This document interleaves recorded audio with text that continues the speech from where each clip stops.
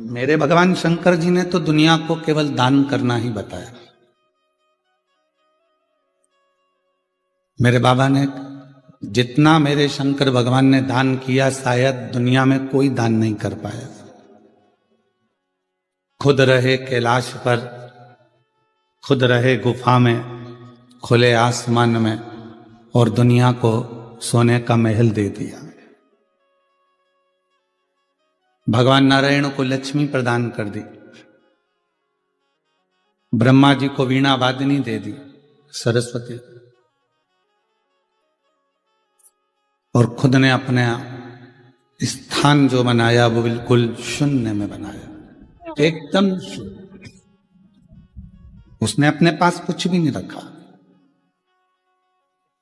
केवल जनमानस को देना, प्रदान करना, दान करना, ये शिव ने सिखाया, भगवान शंकर ने सिखाया। भगवान विष्णु जी ने तप करा, साधना करी, और तप साधना करी तो उनको अपना सुदर्शन चक्र भी दे दिया। खुद शून्य में रह रहे हैं, खुले में रह रहे हैं, आकाश में रह रहे हैं, कैलाश पर रह रहे हैं, पर भगवान नारायण भी अगर आए और उनने कुछ मांगा तो उनको अपना खुद का सुदर्शन चक्र भगवान विष्णु जी को दे दिया। किसको नहीं दिया? भगवान कृष्ण आए तो उनको भी एक एक रानी को 11-11 संतान दिए। भगवान राम आए, आपका भक्त है लंकापति रावण, और इसकी लंका पर चढ़ाई करना साधारण नहीं है। किसी शिव भक्त के ऊपर आक्षेप करना, उंगली उठाना, अपशब्द कहना, यह कोई साधारण विषय नहीं है। भगवान शिव देना सिखाते हैं, और जिस व्यक्ति की जिंदगी में देने की आदत हो जाती है, फिर परमात्मा उसको इस लायक बना देता है कि वो दोनों हाथों से लुटाता रहता है। एक बहन ने अपने पत्र में लिखा, अभी हम पत्र पढ़ रहे थे तो उसमें लिखा कि मेरे पिताजी के जाने के बाद मैंने शिव को पिता मान लिया, और इतना नहीं था मेरे पास में कि मैं कुछ दे सकूं। संघर्ष का जीवन था, क्या देते? पर किसी ने कहा कि शिव महापुराण की कथा के पंडाल में अगर कोई बैठता है तो उसका मुख झूठा कराना चाहिए। वो बहन लिख रही है कि मैंने 40 रुपए की टॉफी खरीदी और 40 रुपए की चॉकलेट खरीद कर मैंने एक बार शिव महापुराण के पंडाल में जाकर बांट। मुझे क्या मालूम था कि वो 40 कब 40 लाख में बदल जाते हैं, यह अंदाजा नहीं। कब वो दे देता है। मेरा नाम कल्पना दत्तात्रेय चौधरी है, आप ही हैं। मुझे अंदाजा नहीं था कि 40 रुपए की चॉकलेट कब 40 लाख तक पहुंचा देती है, यह मुझे विश्वास नहीं था। दुनिया की दृष्टि में केवल ये शिव महापुराण की कथा है। दुनिया की दृष्टि में केवल एक सियोर वाला महाराज आता है, कथा बाँचता है, चला जाता है। पर आपको अंदाजा जब लगेगा, जब कथा सुनने के बाद आप भूमि को नमन कर कर, प्रणाम कर कर, अपने दुखड़े कहकर बाबा से अपनी तकलीफों को सुनाकर, उस रज को प्रणाम कर कर जब जाओगे तो 3 महीने में जब बाबा आपकी मनोरथ मुराद पूर्ण कर देगा तो समझ में आएगा कि कथा क्या, ये कथा है क्या, शिव महापुराण की कथा आखिर है क्या, तब समझ में आएगा। इसको समझना किसी के बस की बात नहीं। कौन समझे इसको? पूरा जीवन निकल जाए मनुष्य का, पूरी जिंदगी चले जाए मानव की, तो भी नहीं समझ पाता कि शिव की अविरल भक्ति है क्या। देखिए, परिश्रम, पारदर्शिता, प्रेम और पवित्रता, ये 4 चीजें हैं। पहले नंबर पर है परिश्रम। आप कुछ करना चाहते हो, जिंदगी में आगे बढ़ना चाहते हो, खूब उन्नति की सीढ़ी पर चढ़ना चाहते हो, तो आपकी जिंदगी में परिश्रम करना जरूरी है। दुनिया का कोई महाराज आपकी किस्मत को नहीं बदल सकता, क्योंकि अपनी बटन अपने को लगाना है। अपने सिर में दर्द हुआ तो गोली अपने को खाना है। पति के सिर में दर्द होगा तो पत्नी गोली खाएगी तो आराम लगेगा क्या? खांसी चली हमको और हम तुम्हें इशारा कर दें कि खांसो री जीवन खांसो, तो हमारी खांसी बंद हो जाएगी क्या? छींक हमको आ रही है और हम हमारे जीजाओं से कह दें कि तुम छींको, तो वो छींक मान्य होगी क्या? अपना दुख अपने को मिटा, अपना कष्ट अपने को मिटाना। कोई दुनिया का कोई महाराज ऐसा नहीं है तुम्हारे दुख को मिटा दे। तुम्हारे दुख को तुम्हें स्वयं मिटाना पड़ेगा, परिश्रम कर कर, मेहनत कर कर और भगवान शंकर पर विश्वास कर, शिव पर भरोसा कर, शिव पर विश्वास।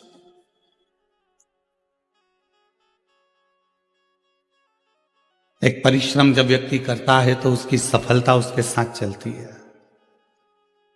हम बेटा बेटियों से कहते हैं कि तुम क्यों टेंशन लेते हो, एक एग्जाम क्लियर नहीं हुआ, दूसरा होगा, दूसरा नहीं हुआ, तीसरा होगा, तीसरा नहीं हुआ, चौथा होगा, थोड़ा इंतजार तो करो। हमारा फर्स्ट सेम क्लियर ही नहीं हो रहा गुरुजी, हमारा सेकंड सेम क्लियर नहीं हो रहा गुरुजी। क्यों नहीं होगा?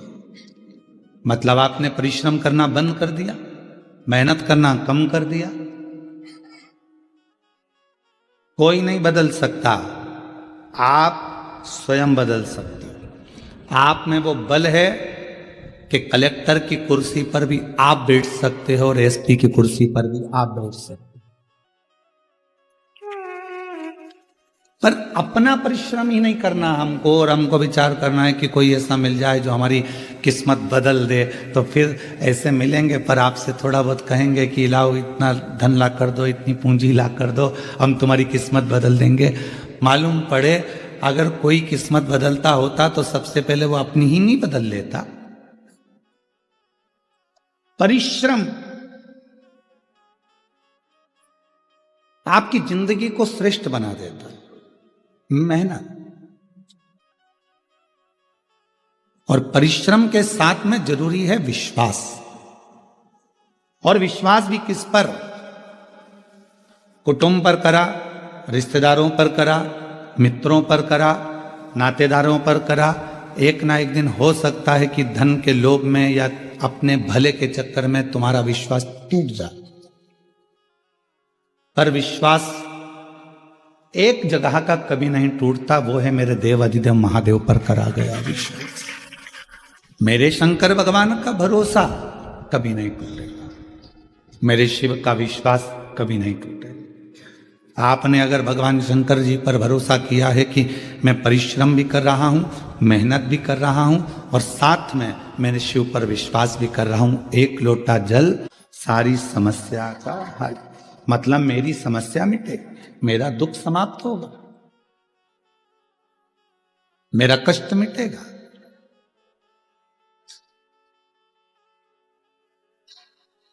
अब वो दुख आपका नहीं रहा। जब आपने किसी पर भरोसा कर लिया, विश्वास कर लिया, तुमने कह दिया कि मैं तेरे पर इतना विश्वास करती हूं कि मैं तेरी हूं, तू मेरा, मतलब अब तुम्हारे मोबाइल का बैलेंस वही डलवाएगा। निश्चित विश्वास है ना तुम्हारा, भरोसा है ना तुम्हारा। अब तुम्हारे मोबाइल का बैलेंस तुम्हें नहीं डलवाना, क्योंकि भरोसा तुमने उस पर कर लिया। मेरा मोबाइल का बैलेंस खत्म होने वाला है, कल खत्म हो जाएगा, एक कॉल नहीं गया तो शाम तक बैलेंस आ जाएगा। फोन नहीं आया मतलब बैलेंस खत्म हो गया। जब विश्वास दृढ़ हो जाता है और आप जब पूरे महीने शिव जी के मंदिर जाते हो और एक दिन अगर मंदिर नहीं पहुंचते तो शंकर भगवान को चिंता लग जाती है, जरूर इसके ऊपर कोई दुख आ गया है, मैं पता करता हूं। नंदी जाओ, क्या तकलीफ है मालूम कर आओ। नंदी कहता है कि उसके घर में तकलीफ है। तो नंदी, उसका दुख नहीं मिटा। नंदी कहते हैं कि दुख तो मिटेगा पर फाइल थोड़ी मोटी है। शिव जी कहते हैं चिंता मत कर नंदी, भूलवश यदि वो मेरी शरणागति में दुख में भी मेरा स्मरण कर लेगी, दुख में भी मुझे याद कर लेगा, तो विश्वास उसने मेरे पर करा है तो उसका दुख भी मैं मिटा सकता हूं। अब कई लोग ऐसे हैं संसार में जो अपने को एक बीमारी लग गई, एक तकलीफ लग गई, एक दुख आ गया, किसी का किडनी गड़बड़ हो गया, किसी का लीवर गड़बड़ हो गया, किसी को कैंसर हो गया, किसी को कुछ हो गया, और उसने अपने आप को सोच लिया कि अब तो मेरा अंत समय आ गया, अब मैं मरूंगी, अब मेरा कुछ नहीं हो सकता, अब मेरी तबीयत ठीक नहीं रहती, अब तो मेरा शरीर बेकार हो गया। जो बार बार ये स्मरण करता है कि अब तो मेरा शरीर बेकार हो गया, अब तो मैं बिल्कुल बेकार हो गई, अब मैं कुछ नहीं कर सकती, मेरी जिंदगी में अब तो मरने का समय आ गया, तो तुम निश्चित हो मरोगी, पक्का, और जल्दी मरोगे।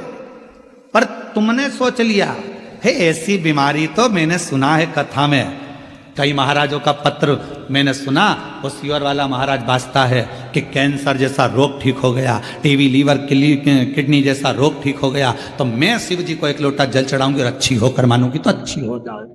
अपने हारे हार है और अपने जीते जीत। हम हारे कि हार गए और हम जीते कि जीत। अपने को भी तो जीतना।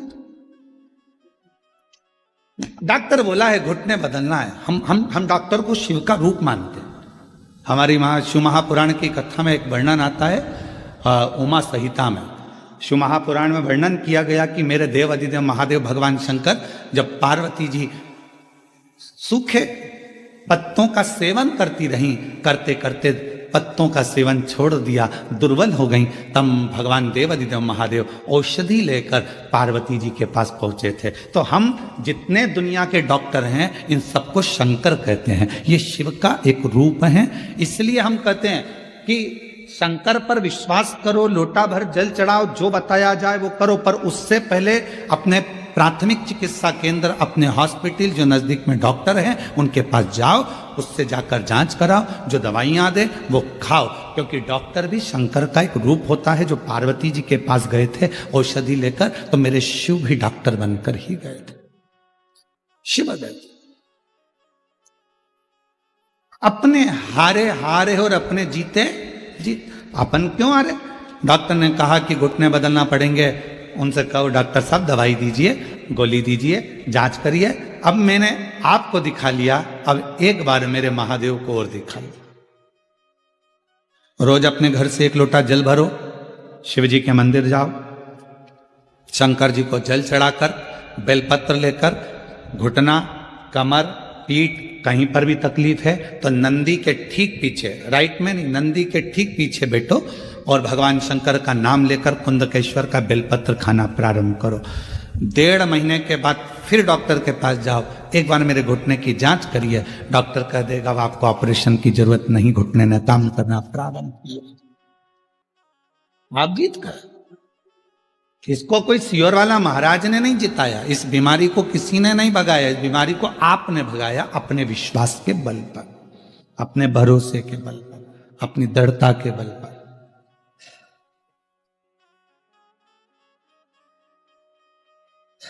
और मैं तेरे ही भरोसे बाबा, तेरे ही भरोसे हवा विच उड़ती जावांगी बाबा, डोर तो छड़ी नाम कटी जावांगी। भोले मैं तेरी पतन शंभू, मैं तेरी पतन, मैं तेरी पतन शंभू, मैं तेरी पतन। तो यहां शिव महापुराण की कथा 4 चीजें बता रही है। पहले नंबर पर है परिश्रम, दूसरे नंबर पर है पारदर्शिता, तीसरे नंबर पर है प्रेम और चौथे नंबर पर है पवित्रता।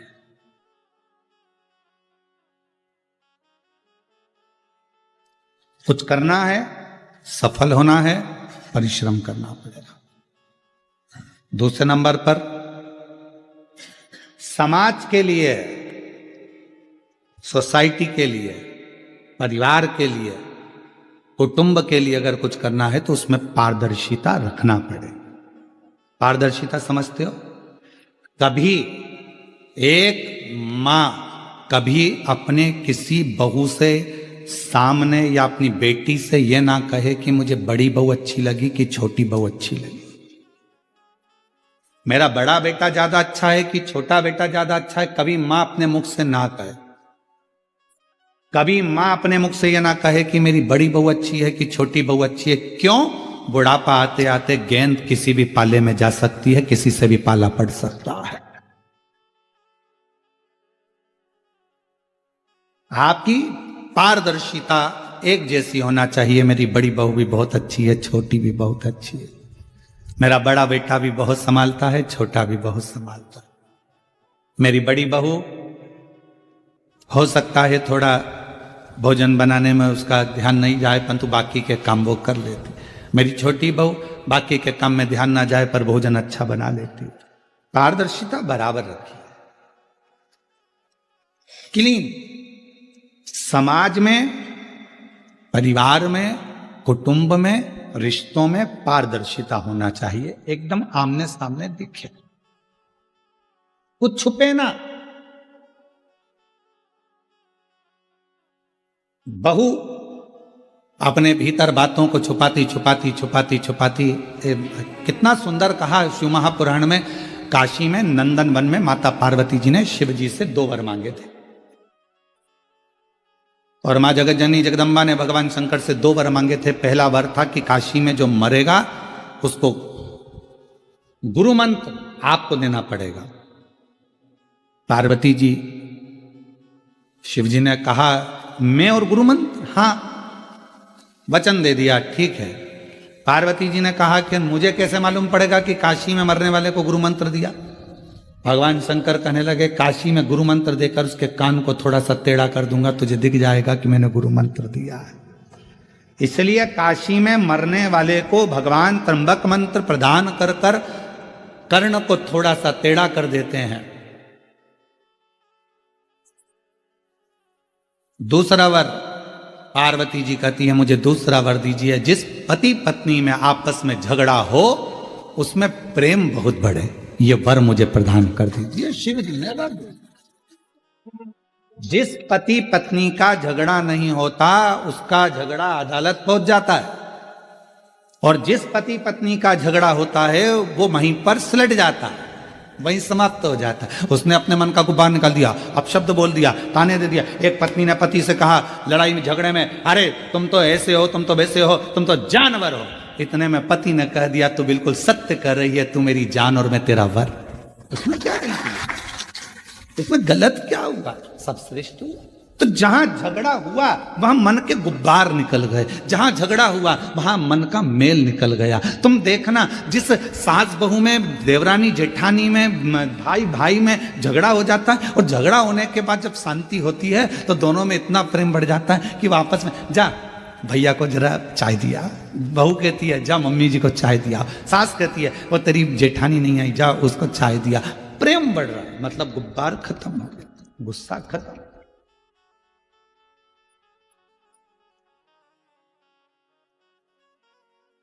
दो वर मांगे हैं, उसमें एक वर मांगा कि झगड़ा हो तो प्रेम बढ़े।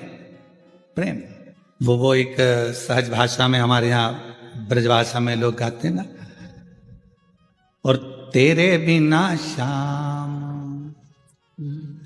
लगे ना मोरी गैया, तेरे बिना शाम लगे ना मोरी गैया, लगे ना मोरी गैया, लगे ना मोरी गैया, लगे ना मोरी दैया, लगे ना मोरी दैया, अरे तेरे बिना शाम लगे ना मोरी दैया, तेरे बिना शाम लगे ना मोरी गैया। सबकी गैया आप चराते, सबकी गैया आप चराते। बाबा जब सबकी गौ माता आप चरा रहे हो तो मुझसे क्यों नहीं, मेरी क्यों नहीं?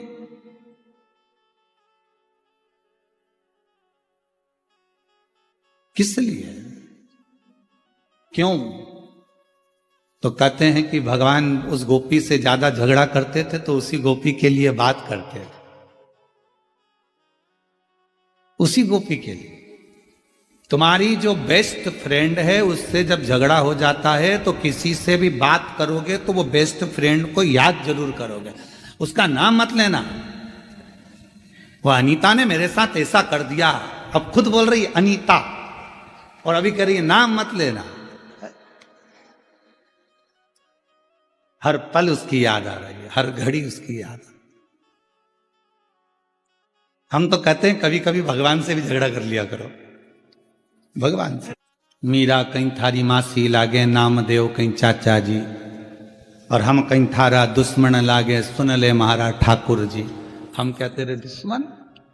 इन सबकी रिश्तेदारी है। मीराबाई का जहर का कटोरा अमृत बना दिया, नामदेव जी के लिए मंदिर का दरवाजा बदल दिया, और हम इतने दिन से तेरे पास आ रहे हो, तुम्हारी सुनी नहीं रहा। कर्मा कहीं थारी चाची लागे और तुकाराम कहीं फूफा जी। कर्मा तेरी चाची लगती है और तुकाराम जी तेरे फूफा जी लगते हैं, जो उनको अपने में समाहित कर लिया, अपने भीतर समाई। राष्ट्र के 4 संत ऐसे हैं जिसको भगवान ने अपने अंदर समाया है, जिनकी समाधि नहीं बनी, जिनका अंतिम संस्कार नहीं हुआ, जिनका शव नहीं मिला, जिनकी बॉडी नहीं मिली। पहले नंबर पर थी मीराबाई जो द्वारकाधीश में समा गई थी। दूसरे नंबर पर है संत तुकाराम जो श्री हरि विठल में समा गए थे।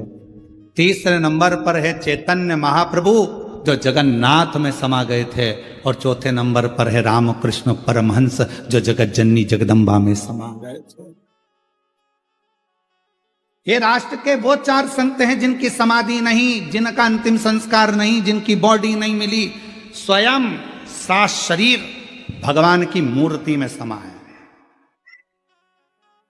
सा शरीर भगवान में समा गया।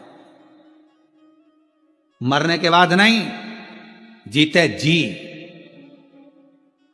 तुकाराम जी ने हरि विठ्ठल पांडुरंगा, हरि विठ्ठल विठ्ठल विठ्ठल विठ्ठल, और विठ्ठल पांडुरंगा ने हाथ हिलाए और संत तुकाराम जी को अपने में समाहित कर लिया। मीराबाई द्वारकानाथ की मंदिर के बाहर खड़ी, गांव के लोग लेने आए थे मीरा को, पति आया था लेने। मीरा कहे मैं जाऊंगी नहीं, द्वारकाधीश ने हाथ हिलाया, मीरा को अपनी मूर्ति में समाहित कर लिया। चैतन्य महाप्रभु को जगन्नाथ ने अपने में समाहित कर लिया। रामकृष्ण परमहंस को माँ दुर्गा शारदा आई और गोदी में बिठाकर अपने में समाहित कर लिया, जिनकी कोई समाधि ही नहीं है, जिनका अंतिम संस्कार ही नहीं है। स्वयं भगवान उनको समाहित कर, जीते जी। कभी कभी भगवान से झगड़ा कर लिया करो। कर्मा कहीं थारी चाची लागे तुकाराम जी फूफा जी, और हम कहीं थारा दुश्मन लागे सुन ले मारा ठाकुर जी। हम क्या तेरे दुश्मन? हमारे लिए भी तो कुछ कर दे। इतना तंग करता है, इतना परेशान हूं मैं, रोज तेरी सेवा करती हूँ, रोज अर्चना करती हूँ, रोज चाकरी करती हूँ, और तू मेरा सुनता नहीं।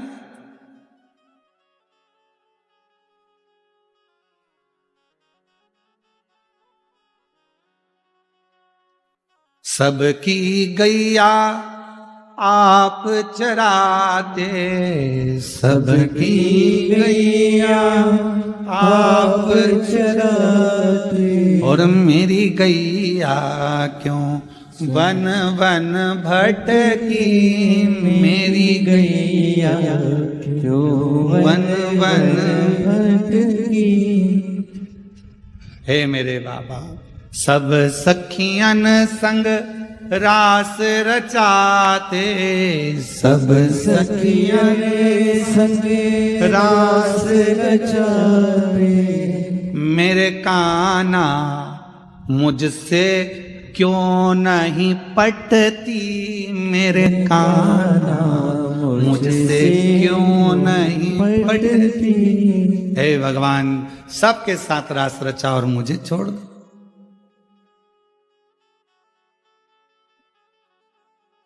क्यों?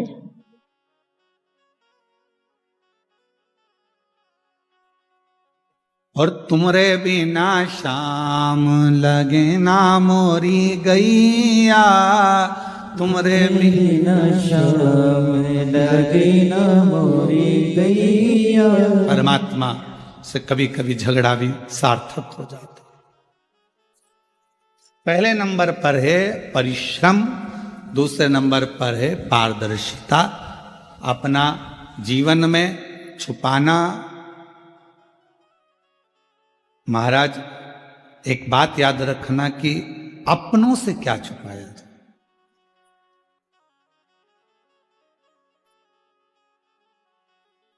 तिजोरी में कितना धन रखा है आपको मालूम है,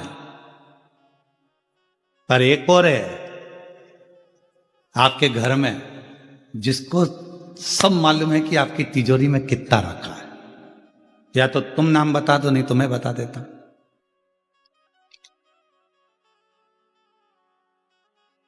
तुम्हारी तिजोरी में कितना माल है, एक तुम्हें मालूम है, और दूसरा तुम्हारे घर में एक और है जिसको मालूम है। जो तुम्हारे घर में लड्डू गोपाल बैठे हैं, ठाकुर जी बैठे हैं, शंकर जी बैठे हैं, सब मालूम है क्या हो रहा है। चुप रहता है वो, घर के अंदर बैठा रहता है वो एकदम चुप। तुम तो इतनी सी खड़ी शक्कर दे के उसको संतुष्ट कर देते हो। खड़ी शक्कर, ये खड़ी शक्कर भी हमने महाराष्ट्र में आके सीखी है। पहले हमने एक जनी से कह दिया था कि हमारे भगवान को भोग लगाने के लिए मिश्री चाहिए, वो इतना बड़ा पाउच ला कर दे गया मिश्री का, और उसके साथ में चूने की डब्बी भी दे गया। हमने पूछा ये क्या है, तो कि मिस्त्री। हमने कहा ये मिस्त्री कब से हो गई, हमारे ठाकुर जी तो ये मल के खाते ही नहीं, तो मिस्त्री ला के दे। तो ऐसा बोला ना कि खड़ी शक्कर चाहिए। हमने कहा हमको क्या मालूम था कि खड़ी शक्कर, यहाँ बहुत घपला है, इसलिए हमने तुमसे कल पूछा था तुमचा मुलगा मुलगी चांगला है, हमने तुमसे पूछा कि वो ठीक है ना। बस यहाँ बड़ा घपला है, बड़ा सोचना पड़ता है। यहाँ भोजन भी आए तो बड़ा सोच समझ के खाना पड़ता है, बहुत ध्यान रखकर। एक बार हम मंगरूल पीर में कथा करने गए और वहाँ पर नारायणी बाई मुंदड़ा कथा करवाई और उन्होंने हमको भोजन की थाली रख दी। अब उन्होंने एक सब्जी इतनी सी रखी, अब हमारा तो जान जल गए। हमने सोचा बताओ इतनी सी सब्जी, इतना बड़ा गुरु जी सब्जी तो ज़्यादा रखना था। अब शरीर ही देख लेती तो कम से कम मालूम पड़ता कि सब्जी अपन को कितना रखना है। तो वो नारायणी बाई मुंदड़ा ने इतनी सब्जी, दाल और एक गिलकी की तुरई की सब्जी रखी। अब हमने सोचा जो सबसे कम है, अभी नारायणी बाई से कहूँगा कि भाई और सब्जी ला, और एक कोरा तोड़ा और पूरी सब्जी को लगा के मुंह में खा गया। अब हमको क्या मालूम था कि वो ठेसा था। अब इतना ठेस पहुंचाया कि 4 दिन तक नारायणी बाई से कहा कि दवाई ला दो। कथा में 4 घंटे बैठना है तो थोड़ा ठेस पहुंच गई शरीर को, इतना ठेस पहुंचे। तो यहाँ बहुत घपला है, खाने में भी थोड़ा ध्यान रखना पड़ता है, बहुत ध्यान, सावधानी पूर्वक। पहले उसको टच करके देखना पड़ता है, सही चीज है गड़बड़ है तो बड़ा सोच। तो शिव कथा कर रही है, पारदर्शिता रखिए, पारदर्शिता बहुत जरूरी है। तीसरे नंबर पर कथा कर रही है प्रेम, परिश्रम, पारदर्शिता, और परिवार में यदि सुख चाहते हो, मन की शांति चाहते हो तो जितने घर के सदस्य हैं सब एक दूसरे से प्रेम करना प्रारंभ कर दें तो वो हमारे जीवन को सफलता दे। आज सबसे ज्यादा कमी हो गई है प्रेम की। प्रेम नहीं, प्रेम और प्यार में अंतर होता है। वो दोनों को एक भाषा में नहीं लेना। प्यार खून खच्चर करा देता है, प्रेम कभी खून खच्चर नहीं कराता। प्रेम था भगवान कृष्ण और राधा रानी का, इतना प्रेम था कि भले भगवान कृष्ण रुक्मणी जी से आनंद के साथ विवाह कर लिए, पर राधा जी उनको स्मरण करती रही। ये प्रेम है, ये प्रेम, ये प्रेम। प्यार एक ना एक दिन नफरत उत्पन्न कर सकता है, पर प्रेम कभी नफरत उत्पन्न नहीं करता। प्यार में बदला होता है। इसने मेरे साथ ऐसा किया तो मैं तुम्हारे साथ ऐसा करूंगा, तुमने मेरे साथ ऐसा करा तो मैंने तेरे पर इतना विश्वास करा था, तूने मेरा विश्वास तोड़ दिया, मैं तेरे साथ ऐसा करूंगा। प्यार में नफरत हो सकती, पर प्रेम में नफरत नहीं हो सकती। इसलिए निवेदन है मेरे शंकर भगवान से, प्रेम करो, इतना करो कि तुम्हारे दुख सारे शिव के हो जाएं और शिव तुम्हारे दुख की घड़ी में तुम्हारे सामने खड़ा।